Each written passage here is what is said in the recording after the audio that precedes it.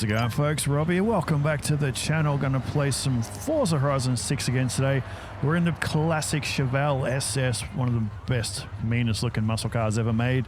So I'm going to try and make this into a time attack vehicle, which is typically not the car you'd expect to see on a time attack. We're at probably my favorite spot on the whole Japanese map, which is saying something because overall it is an amazing map. You can't see it obviously because of all the little icons and things. Well, let me get rid of those. Yeah, like I said, it is a truly an amazing map. But this track here, Hokubu, I think that's how you say it, at least in my Australian dialect. I absolutely love this track. There's a few of them around. There's another one up here. Not even going to attempt to. Oh, that one's Sony. That one's easy. But there's another one with kind of a long name. That one. I am not even going to attempt that. So yeah, I want to know how many times I've driven around this track in various cars. I love it. And the best feature that Playground Games has brought in is the live leaderboards for the rivals. Knowing where you are lap after lap in real time is just absolutely incredible. This has to be a feature they keep bringing in. I hope they expand it into regular rivals for the circuits at least. It'd be absolutely brilliant. Obviously, I'm 298th in the world with my Fiesta. That is not too bad. We've got 2 days and 5 hours until the leaderboards refresh. All right, so we're in C class. I'm going to try and build this up to B class where it's 424 in C class now. All right, let's do a lap or two just to see what we've got to play with. It is an awesome car, but it's not known like all of muscle cars, and they're some of my favorite cars ever made. They're not the best around the track. They need a lot of work to it. Already I'm seeing quite a lot of body roll. So suspension is very, very important. So normally with muscle cars, suspension, chassis stiffness take a lot of weight out. Transmission needs an upgrade. And of course, brakes, chest out now. Not too bad. Look how much it rocks. The cars are rocking, don't come a knocking. My God. I've had a few muscle cars in my day and I absolutely loved them, but they're not the most practical things in the world, but that's kind of not why you're driving them. But we're taking around the racetrack, so we're going to try and get the best time out of it possible. So I want to also quickly show you an exploit I kind of found with this track, which is going to cause a lot of people to take advantage to set really faster times than you normally would be able to. I'll show you after the next lap. I just want to do one full flying lap with this car to see what it can do. Already I'm pinpointing quite a few things that need changing. The body roll essentially has got to go. We want the car to stay nice and flat and level through the corners. Weight is a massive thing that needs to come out. This thing weighs over 1,700 kilograms. That is a lot of vehicle. So horsepower is not essentially a problem. We've got 450 horsepower, which is quite a lot. So if we can get the rest of the car and the body and the transmission to work, we can utilize that power and get it down to the road better. That should be enough. Yeah, getting the body to work is essential. That's the hard thing now. Getting it to turn, not wanting to oversteer on the exits. Thicker tires as well are going to help. But yeah, suspension, anti-roll bars, all that sort of stuff. Essential, and the big girl's got to go on a diet. Sorry, love, but that big ass has got to go. All right. There's about 3 relatively decent braking areas for this track. Otherwise, it's a pretty quick momentum track. This one has a really bad entry, but that's all right. It's just a few test laps with the stock car to find out, and then I'll show you what I discovered. It's just going to... Now, normally you just set your laps, you're going around and around and around. But you can only take that corner at a certain speed coming from the correct way. Let's cross the line. Yeah, we're not beating my previous time. That is fine. But I want to show you something which is a bit of a Playground Games completely overlooked this. Clearly they don't know how the internet works. And I checked it out before after I realized it's possible, and I guarantee other people have figured it out already. Let me just go over here. Now, normally you come from the left, just like I did before, around the corner, down to about second or third gear, depending on the car, and then accelerate through the corner up to the straight. You can go all the way down here. You already know what I'm going to do, don't you? I can't believe they didn't think about putting a wall there to block this out. They may patch it once they realize people are going to be exploiting the leaderboards. Because instead of now going, to second gear, exiting that corner and then working your way up around the corner. Now you can take it as fast as you can manage to take that corner, and you carry that momentum and you can save a second or two easily now. That is just a bit of a stuff up playground games, and I can guarantee you people are going to use this. So get used to that. Now I'm crossing the line at a speed way faster than this car is capable of doing normally, taking the corner properly. So yeah, that is a bit of a stuff up. So I imagine that'll get fixed up eventually. Otherwise, the leaderboards are going to be, well, basically screwed. So let's go and sort this car out and see if we can get it. I don't even know what B classes do around here. I've done a couple of B class laps, but I'm old and my memory's shit. So let's start some work. First thing is first, before I start anything else, let's get some weight off. We got all the way up to the top of B class. By the time I do all the stuff I want, I think C class is going to be a little bit too low. So let's do all this stuff while we're here. I'm not going to do the full roll bars. They're not needed. Anti-roll bars is one of the most important things to this car. And now suspension, let's drop it down, and brakes, because the ones that come standard are absolutely useless. What does it actually do from 50 meters, 125 meters from 160? Well, my braking testing area up on my bridge, that goes up to 100 meters. So this car from that speed would fall off the edge. Yeah, so we'll properly tune those out as well. So let's get the gearbox, because as much as I love muscle cars, a 4-speed gearbox is absolutely useless for what we want to do. And I quite like the 6-speed, so we're going to go with that. Obviously, we're not going to go the old vintage one, so we're going to... Oh, that is a massive jump forward in PI. Just doing that. All right, well, I was thinking maybe we can slick on some sport tires at least, but no. Damn, that's a huge jump forward in PI. My God. All right, so can I at least, how wide are 215s? That's way too narrow. Let's go, we've got 295s. Let's go with those. I'll keep the stock wheels. They should be okay. One thing I've still got to get used to with this game, and I don't know, a lot of people are happy about this, but it doesn't really affect me, but the fact that you can now change the front and rear wheels separately just after playing Forza since Forza Motorsport 3 days, it just looks really weird seeing it like that. I don't like it. It'd be good for drag cars and that, so maybe some drifting cars, but I won't be bothered with it. But it's a cool little feature to have. I know it's made a lot of people happy. We don't have a lot of room now. We've got pretty good power. I might see if I can take the exhaust off. Not so much for power, but we take out a little bit of weight. Yeah, that's fine. Did I do everything? I did all that when I was doing that. Yep, so we've got a little bit more room for power, taking out all the weight. How much more can we cram on? It's going to be up around 500 horsepower, isn't it? Just shy. Can we get that on? Exactly 600. 489 horsepower.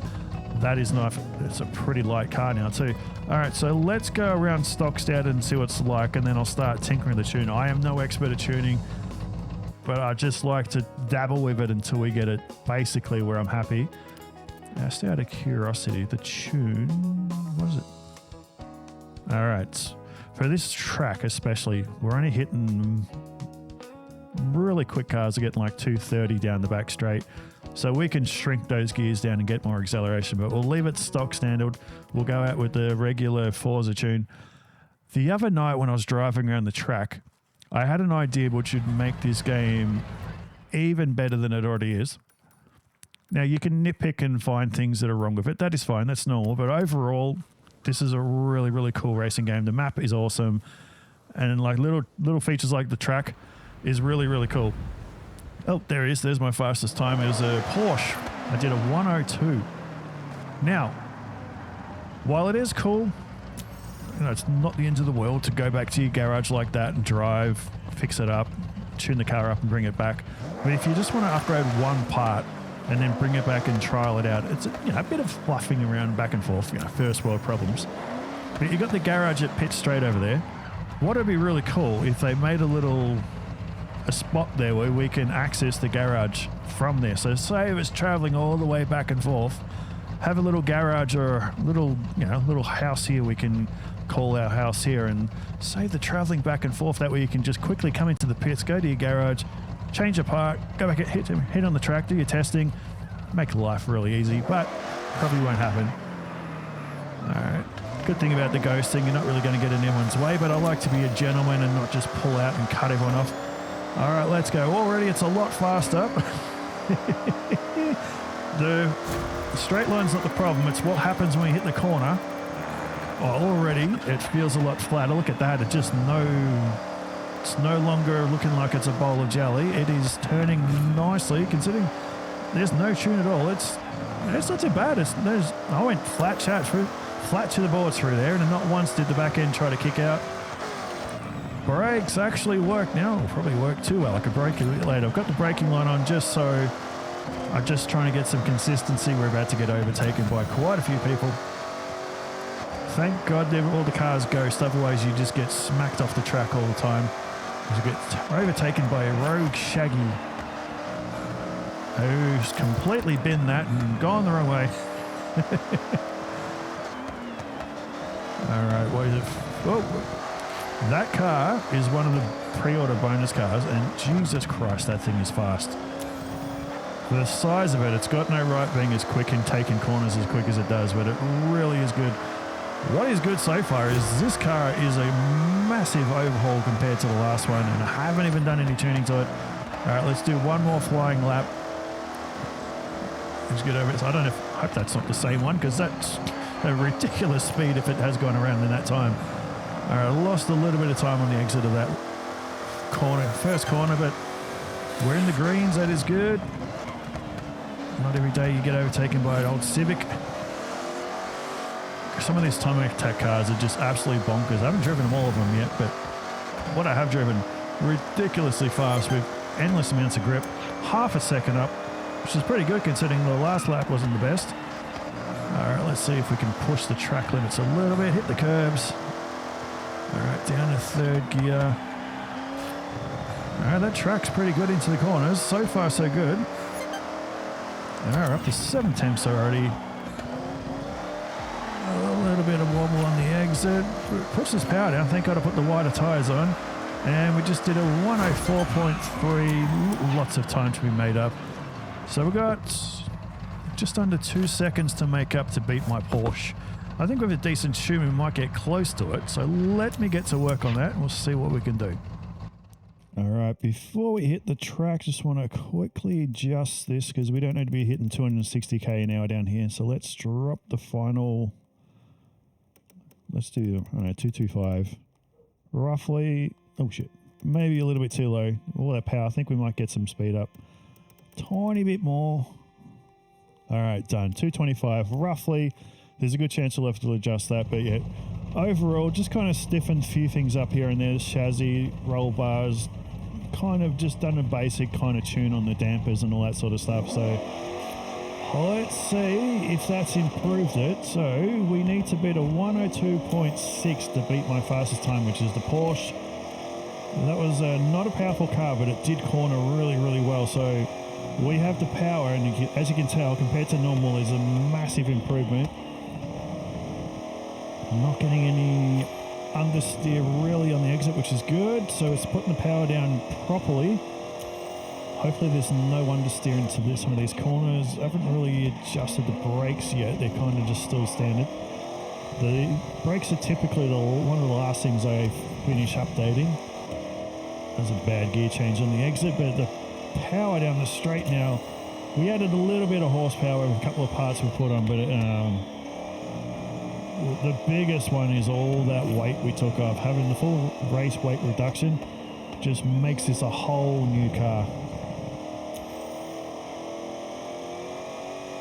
Now people aren't laughing as much when they see it go around the track. Obviously it's not going to beat other people, but I mean, there's a little bit of camber on that track as you're coming up onto pit straight here, and some rear-wheel drive cars do start to get a bit wobbly and get the tyres spinning and the back end slides a bit, but this one's pretty planted. I haven't put any racing aero on, as you can see. I don't think it needs it as well. We've only got street tyres on, so pretty good grip so far.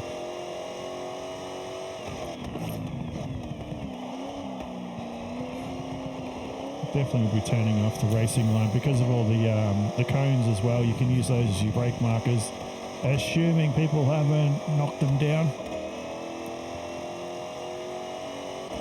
With the new brakes we put on it, we can definitely hit the brakes a bit later and track through this area so much quicker.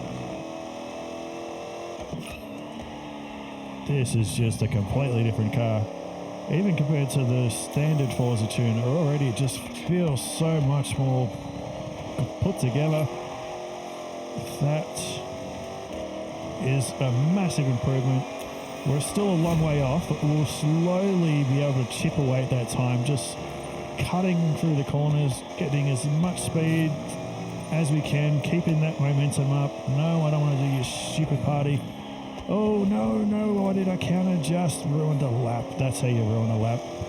Should have just left it the way it is. Absolute moron. We can break it. Oh no, it's starting to rain. The sun's out and it's raining. Why? It's like we're in Melbourne. Just random weather events happen all the time. Absolutely no... Oh, there's a little bit of cloud over there, but shouldn't be raining. It's sun's out, it's blue skies. It's going to affect my time a little bit. Obviously, it's not a simulator. It's not going to be... I'm not going to be sliding off into the trees, but it does affect your times a little bit.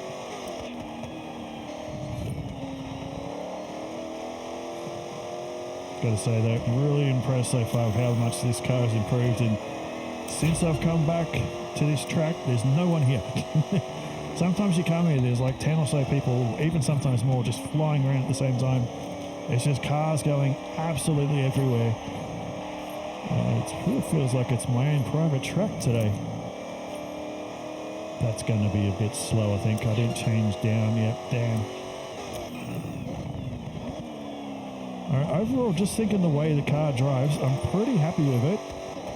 Obviously, it's getting a little bit wet, so it's starting to slide a little bit because there's so many clouds around. It's causing it. You know, there's quite a bit of water on the track now.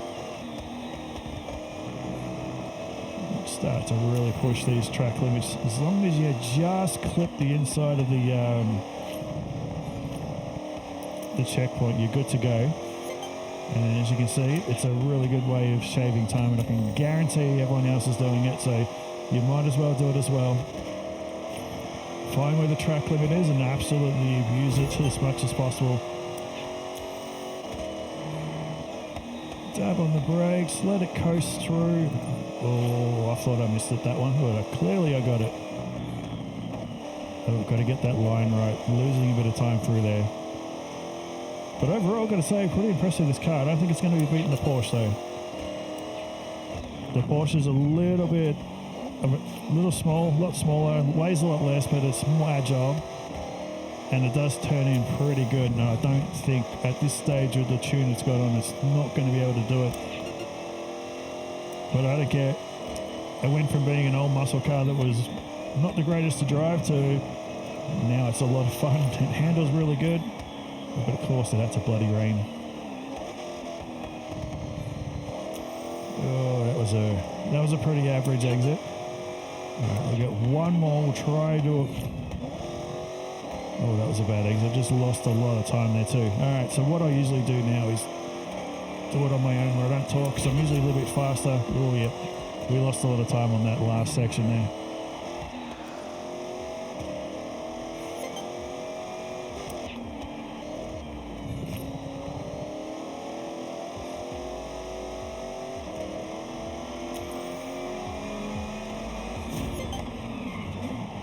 Shaved a little bit more time off, 103.4.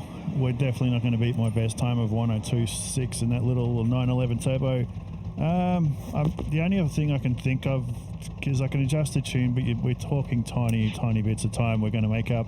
I think it's all going to come down to the actual build. But there's certain parts I don't really want to sacrifice. I can go down to lesser tires to free up all that PI room to put in more power. But then you're going to struggle with the grip. I don't know. This is where I'm not the world's best builder. This is not the vehicle you typically see going on a racetrack. GMC Jimmy, gotta love it. I don't quizzle. But overall, I'm quite happy. It drives really well, as you can see. It corners and turns in brilliantly. And now it's a cool. I'm going to make sure I save that tune. I've done that before in the past where I've done a really good tune. Forget to save it, and then you lose it because you change something else later on. But yeah, overall, pretty happy with it. Did a bit my time, but I don't think it cares. Don't matter. I quite enjoy it, but I think I'll end it there. It's such a cool car, and it does sound quite nice on the idle as well. So far, I've got to say the muscle cars, I think the sound effects are, even the quadruplets over there agree, the sound effects on some of the older muscle cars has improved a little bit over the last game, which is yeah, much better. They kind of sound a bit more like an old muscle car now. They got a bit more character to them. They feel a bit more raw and not so processed like they were in the last game. Granted, I haven't driven them all, I've only driven a few of them, but so far, I've got to say, much better. I quite like that car to drive now, but not going to be beating my 911. So anyway, I'm Rob. Cheers watching. I hope you enjoyed that horrible attempt to do a time attack car in a Chevelle SS. But what a machine it is. Just a thing of beauty. All right, I'll see you in the next one. Later.